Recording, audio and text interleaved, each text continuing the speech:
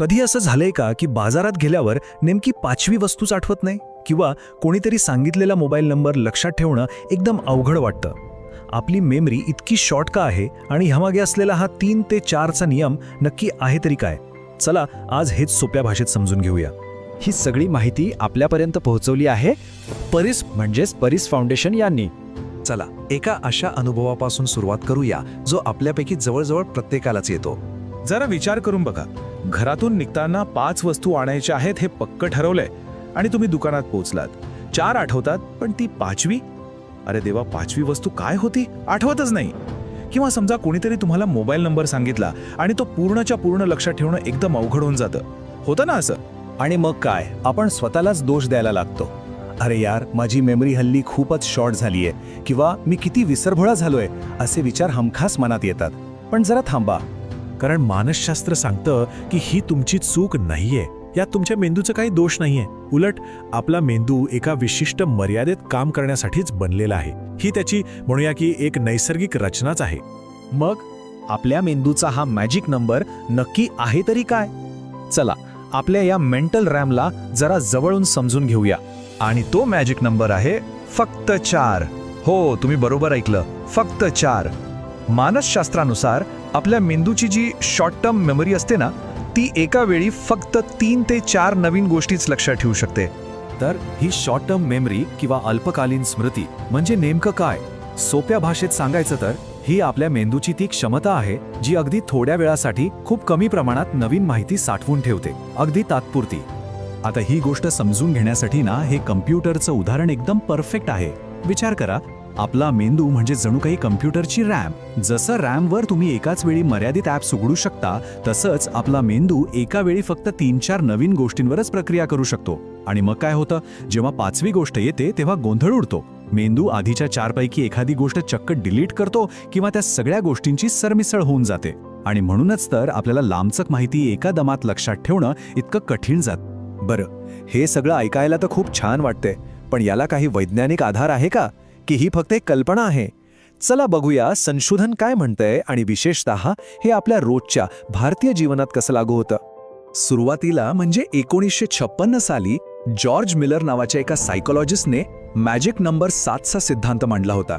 त्यांना वाटलं की आपण 7 गोष्टी लक्षात ठेवू शकतो. पण त्यानंतर बरीच वर्ष संशोधन झालं, आणि 2001 मध्ये नेल्सन कोवान नावाच्या मानसशास्त्रज्ञाने हे सिद्ध केलं की अरे नाही, खरी क्षमता 7 नाहीये, तर ती फक्त 3 ते 4 माहितीच्या तुकड्यांची म्हणजे चंकची आहे. आणि गंमत म्हणजे हे चंकिंगचं तत्व आपल्याकडे भारतात तर कित्येक वर्षांपासून वापरलं जात आहे. तुम्हीच बघा, आपण 10 अंकी मोबाईल नंबर कसा लक्षात ठेवतो? 9850, 5883, 688 असे तुकडे करूनच ना. किंवा आपलं 12 अंकी आधार कार्ड, ते सुद्धा 444 अशा गटांमध्येच लिहिलेलं असतं. इतकंच काय, आपले प्राचीन संस्कृत श्लोक सुद्धा ते लहान लहान भागांमध्ये म्हणजे पादांमध्ये रचलेले आहेत, जेणेकरून ते पाठ करायला, लक्षात ठेवायला सोपे जावेत. कमाल आहे. ठीक आहे, हे सगळं कळलं, पण मग जर मेमरी खरंच शॉर्ट वाटत असेल तर करायचं काय? घाबरून जायचं काहीच कारण नाहीये. यावर काही एकदम सोप्या युक्त्या आहेत. आपल्याला मेंदूच्या विरोधात नाही, तर त्याच्यासोबत मिळून काम करायला शिकायचंय. तर पहिली आणि सगळ्यात पॉवरफुल युक्ती आहे चंकिंग. म्हणजे काय, तर माहितीचे छोटे छोटे तुकडे करणे. समजा एखादी मोठी माहिती आहे, जसं की मोठा पासवर्ड किंवा पत्ता, तो लक्षात ठेवायचा असेल तर त्याचे 3 किंवा 4चे लहान गट करा. आता पुढच्या युक्तीकडे जाण्याआधी हे एक वाक्य मात्र कायम लक्षात ठेवा. आपला मेंदू हा विचार करण्यासाठी बनला आहे, माहिती साठवण्यासाठी नाही. तो प्रोसेसर आहे, हार्ड ड्राईव्ह नाही. आणि म्हणूनच दुसरी एकदम साधी सोपी युक्ती आहे, यादी बनवा. हो, गोष्टी लिहून काढायला अजिबात लाजू नका. 4 पेक्षा जास्त वस्तूंची यादी असेल तर पटकन मोबाईलच्या नोट्स ॲपमध्ये किंवा एखाद्या कागदाच्या तुकड्यावर लिहून काढा. याने काय होतं, तुमच्या मेंदूची रॅम मोकळी होते, आणि मग तो विचार करायला, निर्णय घ्यायला पूर्णपणे फ्री असतो. आणि तिसरी युक्ती आहे माहिती फिल्टर करा, म्हणजे माहिती गाळा. आपण काय करतो, एकाच वेळी 100 गोष्टी शिकायला जातो, वाचायला जातो. तसं करण्याऐवजी एका वेळी फक्त 3-4 महत्त्वाच्या गोष्टींवरच लक्ष केंद्रित करा. त्या एकदा का पक्क्या झाल्या की मगच पुढच्या गोष्टींकडे वळा. मल्टीटास्किंगचा मोह टाळा. तर मग या सगळ्या चर्चेचा सार काय? यातून आपण काय घेऊन जायचं? खूप सोपं आहे. आपल्या मेंदूच्या रॅमचा स्वीकार करा. आणि त्याच्या हार्ड डिस्कवर विश्वास ठेवा. हे बघा, आपल्या मेंदूची रॅम म्हणजे आपली शॉर्ट टर्म मेमरी ती लहान आहे पण खूप वेगवान आहे, जी साधारण 4 गोष्टी लक्षात ठेवते.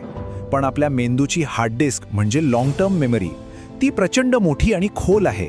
तिथे आपलं आयुष्यभराचं ज्ञान, आठवणी सगळं काही साठवलेलं असतं. आणि म्हणूनच सगळ्यात महत्त्वाचा मुद्दा हा आहे की आपल्या मेंदूची तात्पुरती क्षमता फक्त 4 आहे हे मान्य करा. कारण ज्या क्षणी तुम्ही स्वतःच्या मर्यादा स्वीकारता त्याच क्षणी तुम्ही तुमच्या खऱ्या क्षमतेला वाढवण्याच्या दिशेने पहिलं पाऊल टाकता. मनाचे खेळ या सदरातील हा एक महत्त्वाचा भाग होता. हे विश्लेषण सादर केलं आहे डॉक्टर अजित पाटील यांनी, जे एक मानसतज्ञ आहेत. त्यांचा संपर्क क्रमांक आहे 98 50 58 36 88. आणि ही महत्त्वपूर्ण माहिती आपल्यापर्यंत पोहोचवल्याबद्दल परिस फाउंडेशनचे आम्ही मनपूर्वक आभारी आहोत.